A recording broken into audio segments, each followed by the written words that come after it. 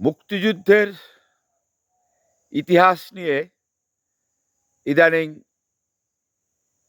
সচেতন নাগরিক সবাই হতাশ হয়ে পড়ছে, নিরাশ হয়ে পড়ছে এবং একটি পক্ষ খুব উৎসাহ নিয়ে মুক্তিযুদ্ধের ইতিহাস বিকৃতি করার, পাল্টে ফেলার একটা নতুন ইতিহাস সৃষ্টির পথে হাঁটছে। হতাশ হওয়ার কিছু নাই, উল্লসিত হওয়ার কিছু নাই। আমার কথা সহজ এবং সরল।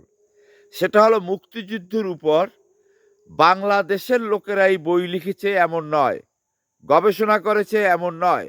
মুক্তিযুদ্ধের উপর পাকিস্তানি বাহিনী, পাকিস্তানের লেখকরাও অনেকে বই লিখেছেন।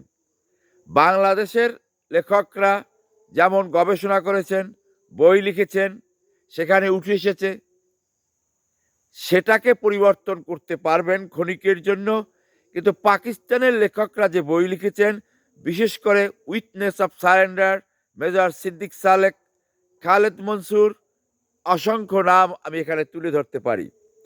অতএব সেই বইগুলির যে ইতিহাস আছে সেটাকে আগে পাল্টাতে হবে।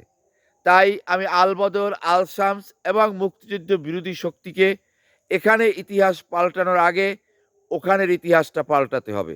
ওখানের ইতিহাসটা না পাল্টে এখানের ইতিহাস পাল্টানোর এই ব্যর্থ চেষ্টা না করার জন্য আমি বিশেষভাবে অনুরোধ করছি। এর ছাড়াও ইংল্যান্ড, আমেরিকা, বিদেশি অনেক রাইটার আমাদের মুক্তিযুদ্ধের উপর বই লিখেছেন, প্রবন্ধ লিখেছেন, সাক্ষাৎকার নিয়েছেন। এছাড়া দৈনিক পত্র পত্রিকা, ম্যাগাজিন সব জায়গায় এ বিষয়টা আছে। দীর্ঘ ৯ মাসের যুদ্ধ হলেও এটা দীর্ঘ সময়ের একটা প্রেক্ষাপট।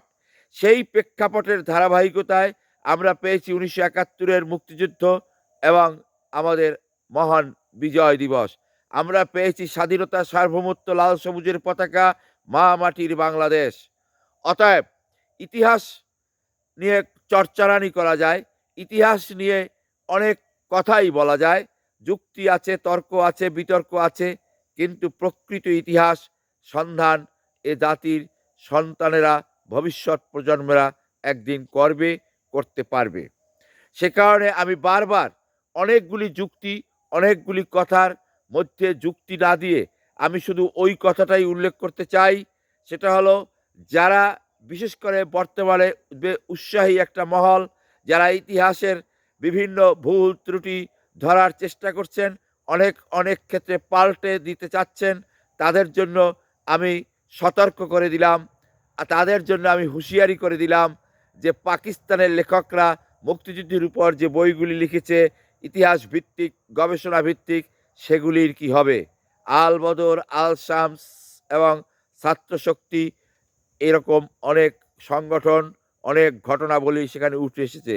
অতএব বিব্রত হওয়ার কিছু নাই, বিরক্ত হওয়ার কিছু নাই।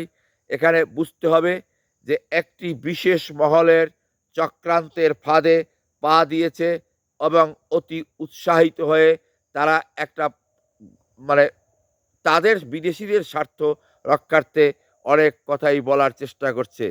এর মানে এই নয় যে ইতিহাস পাল্টে যাবে।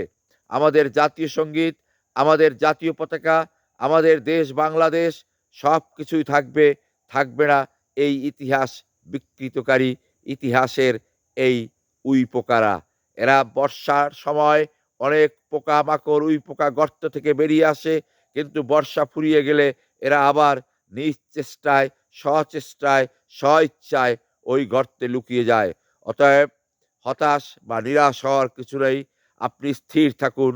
সব ডকুমেন্টারি এবং সব কিছু মানুষের কাছে আছে, এবং বাংলাদেশের যারা আওয়ামী লীগের পক্ষে এবং আওয়ামী লীগ ঘরানার লেখক, তাদের সংখ্যা খুবই কম। আওয়ামী লীগ ঘরানার লেখক এর চাইতে আওয়ামী লীগ বিরোধী শক্তির কাছেও মুক্তিযুদ্ধের ইতিহাস আছে। অতএব প্রকৃত মুক্তিযুদ্ধের ইতিহাস নিয়ে গবেষণা করতে বা পড়াশোনা করতে খুব বেশি বেগ পেতে হবে না এবং যুক্তির পাহাড় গড়ে তুলতে হবে না। আজকের মতো এখানেই শেষ করছি। আবার দেখা হবে অন্য কোনো সময়, অন্য কোনো ভিডিওতে। সবাই সুস্থ থাকুন, ভালো থাকুন।